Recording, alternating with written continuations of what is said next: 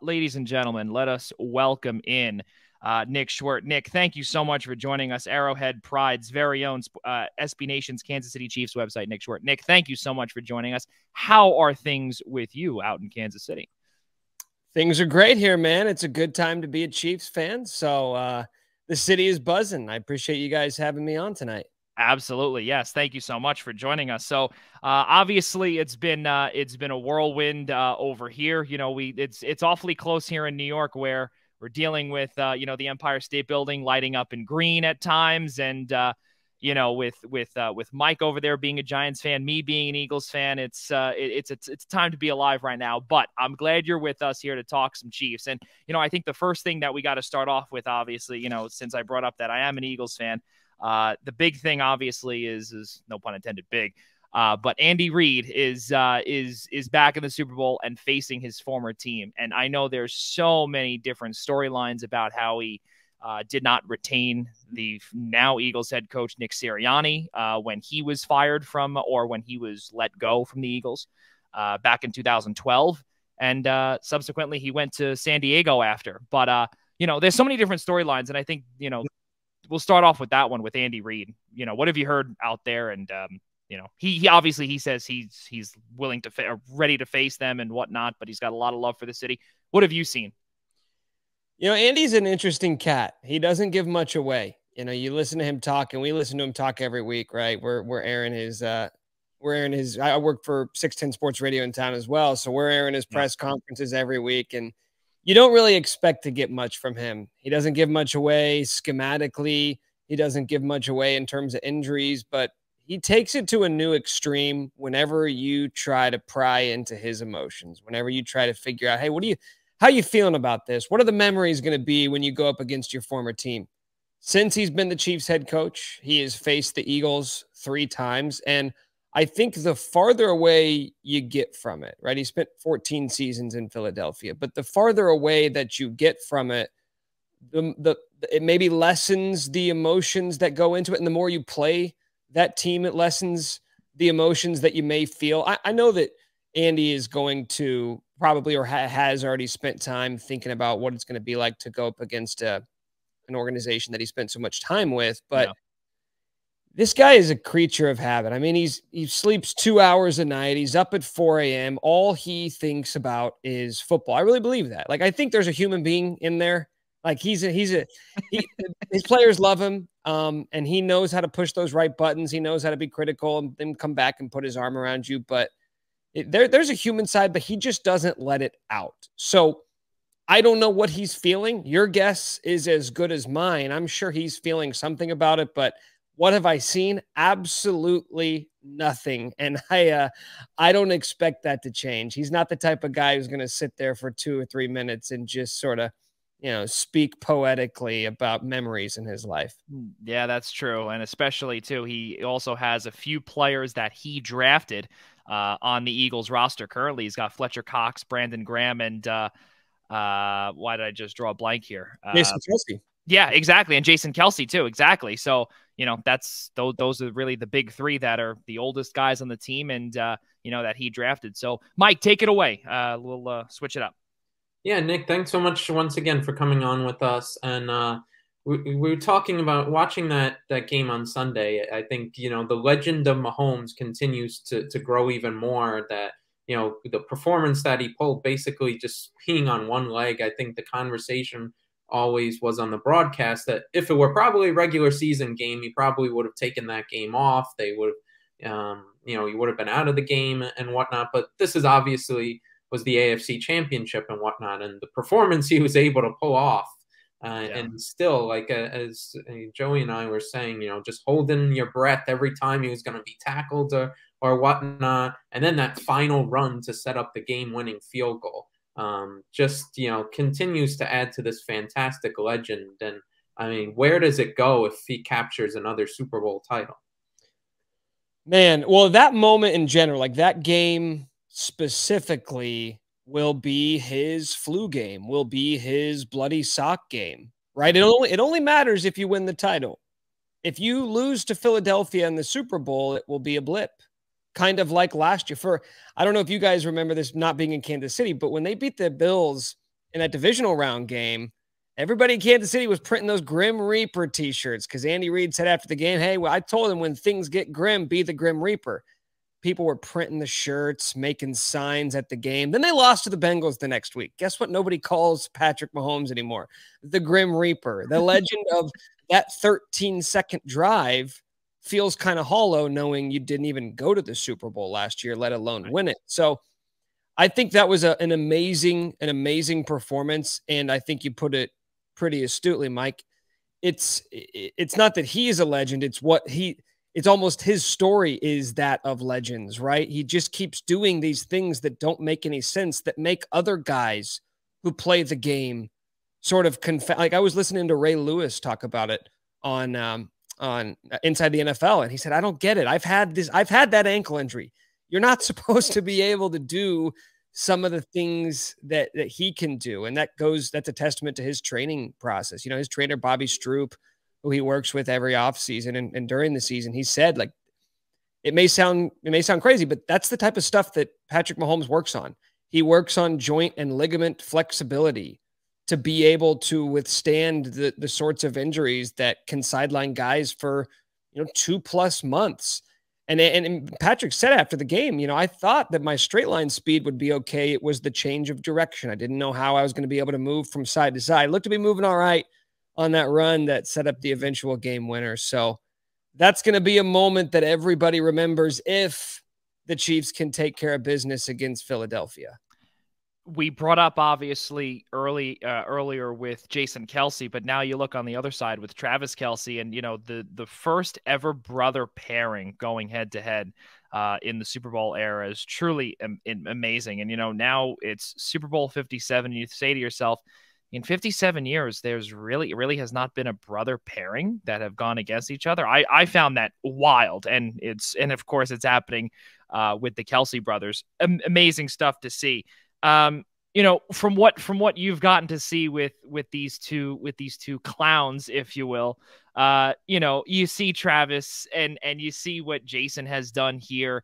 Both eventual Hall of Famers, no doubt, but I don't want to call it their antics, but they just seem like they're so much fun. Obviously Jason coming up with him in the offensive line, coming up with the Christmas album, and Travis doing a whole bunch of stuff in Kansas City, I would assume. How cool is that in the vibe that you've seen from the Travis side of things out in Kansas City? I mean, he got emotional after the game or when Harrison Butker kicked the game winner and the Chiefs ended up winning. You saw him getting emotional on the field as one of his position coaches kind of grabbed him and said, let's go play your brother in the Super Bowl. Yeah. I don't know if you guys have been following along the New Heights podcast between Travis and Jason. It's so entertaining. I mean, these guys seem like normal dudes. They just seem like dudes, just brothers. And it's astounding that now all of a sudden they're not just on opposing teams playing in the Super Bowl, because that's impressive enough, right? Let alone the fact that two brothers just playing in the NFL, right? We think it's a cool with the McCourty twins, right? Right. That the Gronkowski brothers, the Watt brothers, but to play in the NFL and to be the two best players at your individual position, and now you're facing off against one another in the Super Bowl. Right. It's astonishing. It really is. It's a cool story, and I'm sure they're going to get tired of hearing about it, and I'm sure they're going to get tired of being asked about it. And I'm sure, it's probably going to be one of the things you can bet on with all the prop bets that they have for the Super Bowl. There will be a prop bet of how many times will they mention the Kelce brothers being the first brothers to face off in the Super Bowl, and there will be a prop bet about how many times they show Donna Kelce, their mother, in a suite. Yeah, wearing the Travis Kelce jersey in the middle, and then on the shoulders you got the green. It's cool. I mean, they're obviously not facing off against one another, right? They're both offensive players, but it's a cool story. I love it. Yeah, that's really amazing to see. Mike, take it away. Yeah, going back to the Chiefs offense side of things, I think the last time when we saw them go into the Super Bowl, you had Damian Williams be this the great running back. He had a solid rushing attack and whatnot. And now, all of a sudden, almost seemingly out of nowhere, you have Isaiah Pacheco, who's been, fantastic, particularly in that game against Jacksonville. But I think he has really established himself such a tough runner, and yet another dimension to this Chiefs offense than, you know, the legendary, you know, air raid attack and whatnot. What have you seen from him and his continued development? You know, this was a guy people were buzzing about back in training camp, but at the time he was a 7th-round pick, and we know how it goes. 7th-round picks, you're lucky to make the roster. But people started talking about him. This happens every year. There's always some rookie that everyone's like, hey, watch out for this guy. He's turning heads at OTAs. He's turning heads at training camp. The coaches really like him. We say, okay, we'll see about that. But then Clyde, he makes the active roster. He was getting run early in the season. And I think the real turning point for him, even though he was playing before this, the turning point for him was when Clyde Edwards-Helaire went out with the injury. We have not seen him since. And I think that is in large part due to the high level that Pacheco has played at. What impresses me most about him, but really that running back tandem between he and Jerick McKinnon, who is, I mean, he's an anomaly in and of itself. What player at running back misses 2.5 years and actually comes back and has a career season, which is what Jerick McKinnon did this year with 9 receiving touchdowns. Those two guys complement each other so well. Jerick is your pass blocker. He is your 3rd down back. He is your receiving back. And Isaiah Pacheco, you said it best, Mike. He's tough. He runs so hard. He is your north to south runner, and he wants to run right into you. And we have seen across really the second half of the season, as he's starting to get more and more comfortable in this offense, they're putting a little bit more on his plate. Last week, all of a sudden, only had, I think, 26 yards rushing, but he caught 5 passes for a career-high 59 yards. Yep. That wasn't something. He was never a pass catcher at Rutgers in college, and he was not heavily featured in the pass game earlier in this season. But they're starting to trust him more. He's developing that rapport with Patrick Mahomes. He has been wildly impressive. I haven't heard one Kansas City Chiefs fan have a single complaint with how he's played. And that may not sound that impressive, but when you think about the history of running back with the Chiefs over the last 5 years, they've been looking for anything since Kareem Hunt. Well, since they dismissed Kareem Hunt. Clyde Edwards-Helaire, 1st-round pick, never has been able to figure it out. Damian Williams was great during the playoff run, but then he was on a different team the next year. There has been no stability in that running back room. It seems like, at least for the moment, the Chiefs have found it, and the timing couldn't be better. That would be crucial, Mike. Yeah, definitely. Going to the matchup itself with the Eagles, you know, probably a great scenario for the neutral viewer in that these are the 2 best teams in football this year. Really just, it probably has to be all about execution. I don't think there's a single clear glaring weakness, but if there is any major concerns on the Chiefs side of things when you're going up against the Eagles, what would it be? What is strategy that Andy Reid has to try and find a way to cover up in order to win the game? Well, I think the first thing you look at is what the Eagles do well. They are one of the most dynamic offenses in the NFL. Frank Clark kind of explained it as a college offense, and he wasn't saying it in a negative in that, you know, Frank Clark went to Michigan. He likened it to the early 2000 Ohio State, Jim Tressel, where they really leverage the defensive ends to make a decision. And that's what Jalen Hurts does so well. It's, you're going to make a decision, and based off what you do, we're going to exploit it. And now that he has arguably the best receiving core in the NFL at his disposal, it makes that team and that offense so dynamic. So the first thing I look at is, how can the Chiefs linebackers hold up against the most dynamic rushing attack in the NFL? Nick Bolton was amongst the league leaders in tackles this season. He's not your lateral quickness guy. He's not the Patrick Willis, Brian Urlacher, Luke Kuechly, sideline to sideline type guy. That's Willie Gay. Unfortunately, Willie Gay suffered a shoulder injury against Cincinnati last week. Yeah. You do have that extra week to get ready, but if that linebacker core is not at full strength, all of a sudden, you start to get kind of concerned about how you're going to contain Jalen Hurts and Miles Sanders and Kenneth Gainwell, right? They can throw a lot of different guys at you that have different skill sets. So that's the first thing I look at. And then offensively for the Chiefs, it's sort of the same story. What made that win so impressive was at the end of the game, Patrick Mahomes was throwing passes to Marquez Valdez-Scantling and Marcus Kemp. Marcus Kemp was a practice squad player. This guy does not, he's been on the Chiefs forever. He's one of those guys that sort of you throw out like, oh yeah, Marcus Kemp, because he's been on the team for the last 5 years, but he's never on the active roster. Thank goodness he was activated last week because they needed him. It looks like McCole Hardman is probably done for the year.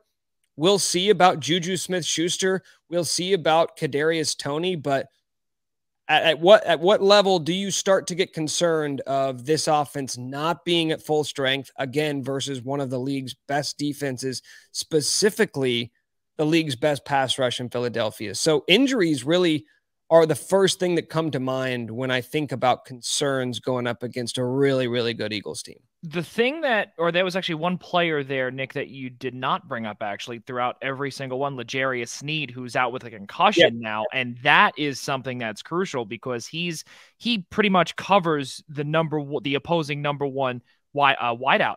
And his assignment was against Jamar Chase in the last game. And now you would expect he would be on AJ Brown come the Super Bowl. But now with his status unknown at this time, where do you see Steve Spagnuolo going, in terms of potentially, guarding this two-headed monster in both Brown and Devontae Smith? Well, what the interesting thing about Sneed is he's not your prototypical cover corner, but he is a Swiss Army knife. He's probably as versatile of a cornerback as there is in the NFL. You're right. They're always going to put him on the other team's number one receiver, but they're also going to put him near the line of scrimmage. Spags is great at dialing up those exotic blitz packages and keeping offenses guessing, and he'll bring Sneed up all of a sudden, and he's getting a sack. I think he had 3 sacks this year, so they move him all over, and when you take him out of that equation, there is nobody to replace him. It's not like a next man up because of how versatile his skill set is. So without him, you're looking at a cornerback room featuring Trent McDuffie, rookie, Joshua Williams, rookie, Jalen Watson, rookie. Yeah. And they more than held their own against the Bengals last week. But are you telling me you're going to have to run it back for 4 quarters against the league's 3rd highest scoring offense? That is a scary proposition. So you're right.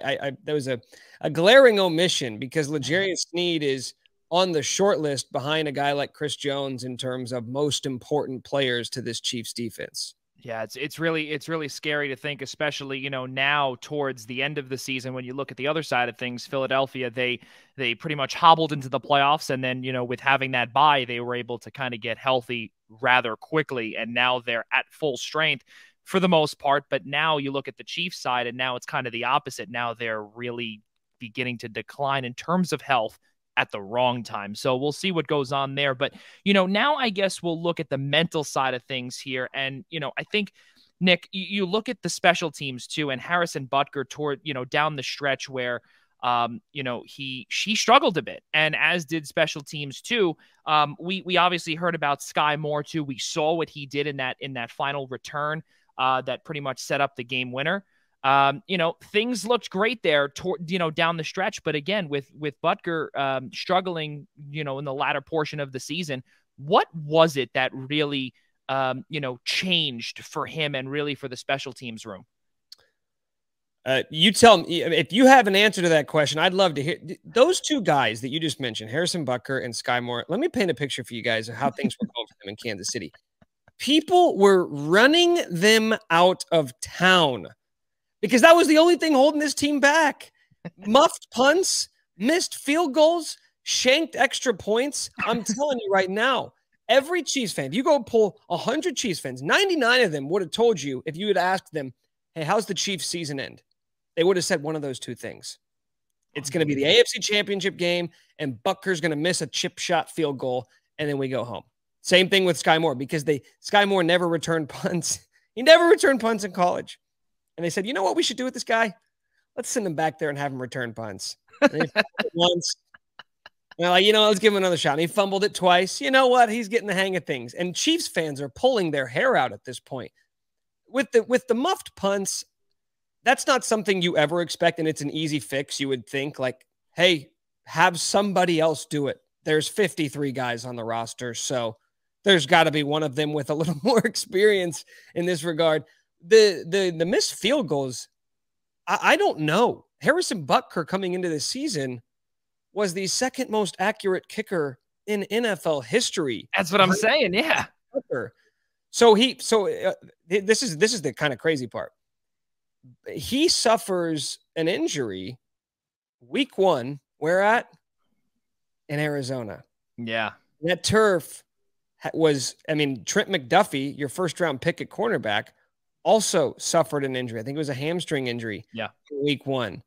And it was so bad to the point where Andy Reid came out afterwards and was kind of saying like, hey, they got to get this thing fixed because that is not NFL quality turf, especially for week 1 when you've had all off season to prepare. So Butker suffers that injury. And ever since then, he wasn't the same. Now, I don't know if that's due to injuries. He was dealing with back spasms a couple of weeks ago. I'm sure some of that's mental, like you alluded to, Joey. Like at one point you miss 1, you miss 2, you miss 3. All of a sudden you kind of think, what am I doing wrong? Even if you're not doing anything wrong, it does start to seep into your head. Those seeds of doubt have been planted and then they grow like wildfire. So I don't know what was plaguing him then. All I know is a lot of people in Kansas City are happy that he was able to kind of push through that because they couldn't afford for him to have one of those games against Cincinnati. If he would have had one of those games that we saw 3 or 4 times throughout the regular season, it's the Bengals in the Super Bowl instead of the Chiefs.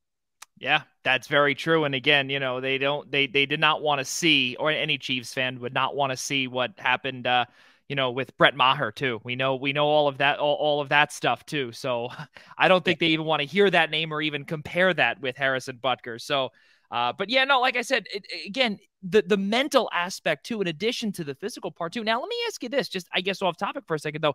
Isn't Arizona grass though? Don't they roll out that grass and then, right? And I think they do. I think they bring in like an entirely new field for this Super Bowl. Unbelievable. So hopefully, everybody's praying that they're going to do that. I think the NFL sort of takes over at that point. That's oh boy. We'll leave it at that. Oh boy, yeah. But my last question for you before we get back to Mike to conclude our chat. Chris Jones, Frank Clark, those two are just the guys. And Chris Jones has just been he's been an absolute dynamo. I think that's the best way to put it. And, from what you've seen from those two and from what Frank Clark has really, he's grown into his own over the last few years. And now he's got Chris Jones, alongside him. It's truly amazing to see what this defensive line has really blossomed into. Yeah, and Chris Jones he's an interesting guy to talk about because the Super Bowl year 2019, he has a career year, 15.5 sacks, and all of a sudden you think, okay, I think he was 26 years old at that time, and you think, okay, you've got the next budding superstar pass rusher, and then he had 2 straight years where he didn't get double-digit sacks. You go back to the AFC Championship game last year, there were 2 times in the fourth quarter where Chris Jones had his hands on Joe Burrow, couldn't bring him down. And that failure, for lack of a better term, fueled his offseason. And he said it. He's come out and said, he said that moment where I couldn't bring him down and knowing I had a chance to win us the game fueled me he gets in the best shape of his life. I know we hear it all the time, but he comes back this year, doesn't just have a career year where, he's one of the top 2 or 3 defensive players in football right there with Joey Bosa and Micah Parsons. But he closed games. There were 6 times this year in the fourth quarter of a 1-score game where Chris Jones brings down the quarterback. That's a closer that you don't see defensively. And those would be games where he's not imposing his will because he's getting double teamed every single game, every single week. Doesn't matter the opponent. Chris Jones is getting double teamed because they don't respect the other guys. They don't respect Carlos Dunlap and Frank Clark and George Karlaftis and Mike Dana. When you got an all-pro in the middle, it's really easy to decide who you want to dedicate your attention to. And still, he ends the season with 15.5 sacks. And last week was the reason the Chiefs won the game. Like, if you made me pick one reason why the Chiefs are in the Super Bowl, I know it's really easy to just default to Patrick Mahomes. He's the greatest player in the NFL. Chris Jones won them that game. Chris Jones took over that game defensively, and doing it on the interior. We're really the only guy in the last decade who you would say consistently dominates games on the interior defensive line is Aaron Donald. Right. And Donald didn't have the season that we're used to seeing him have this year. make no mistake about it, Chris Jones is the best interior defensive lineman in the NFL. And he has risen his level to not just being a really good pass rusher, but he's to the point where he can take over games. He can dominate games and he can close games. We saw all of that against Cincinnati last week. Yeah, his name now is definitely out there, and alongside, or well, I would say, I don't want to say alongside, but I would say even one rung just below Aaron Donald. And again, it's still to have those two, or rather to have Chris Jones's name in the same sentence or in the same breath as Aaron Donald is really amazing for him. And as you brought up, the season that he bounced back with after single-digit sack numbers. So. Really good stuff. I'm pumped to see what happens against one of the best offensive lines in the NFL, in the Eagles too, going up against that. But Mike, close us out here with our final question. Yeah. So Nick, we've gone through everything coming into this matchup surrounding the Chiefs and whatnot. What's your prediction? What do you think's going to happen in this game? Especially, what do you think score-wise? Man, it's so weird seeing the way this team has played the last 3 weeks, because the defense is peaking and they're playing at a level that they weren't prior. I'll be honest with you guys, coming into the playoffs, I didn't have the Chiefs making the Super Bowl. I thought the Bills were a team of destiny, so to speak. And then we saw what happened against Cincinnati. And so it's crazy how your perception of a team can change with a week or two of time. It's tough to find weaknesses with the Eagles. So it's tough for me to make an argument for the Chiefs based on their opponent, just to say, well, the Eagles aren't that. The Eagles have been the most consistent team in football all season. All season. There's no team that played better football more consistently than Philadelphia. And if it weren't for Jalen Hurts' injury, he would be the guy who is the no-brainer MVP instead of Patrick Mahomes. I don't think that's a stretch to say. With that being said, I do think the experience factor across the board really lends itself towards the Chiefs. And that's not to say that the Eagles can't just figure it out. Jalen Hurts has played in big games.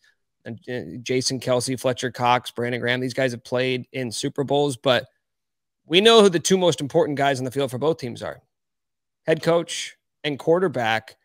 And the Chiefs have a massive advantage in the experience department over those two.